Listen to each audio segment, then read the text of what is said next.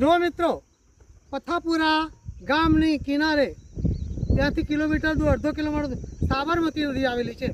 અને આ સાબરમતી નદી એનું એક સરસ ગીત છે, અમદાવાદમાં થઈને પસાર થાય તેનું જૂનું હિન્દી ગીત છે કે દે દી હમે આઝાદી બિના ખડગ બિના ડાલ, સાબરમતી કે संत तूने कर दिया कमल, रघुपति राघव राजा राम। મિત્રો, આ ગાંધીજીના સમયની વાત છે. ગાંધીજીએ આપણને નહીં હથિયાર, નહીં ઢાલ, નહીં ખડગ, નહીં હથિયાર, કોઈ પણ સાધન સિવાય એમણે આપણને આઝાદી અપાવી છે. બોલો, એ કેવી આઝાદી કહેવાય? અંગ્રેજોને દેશ છોડીને જતું રહેવું પડ્યું. અને અત્યારે તો એકબીજા દેશ ઉપર ડિશુમ ડિશુમ વિમાનો ચાલે, ગોળીઓથી ઉડાવી દે, અરે રોકેટોનો મારો થાય. મિત્રો, આ તો કઈ લડાઈ કહેવાય?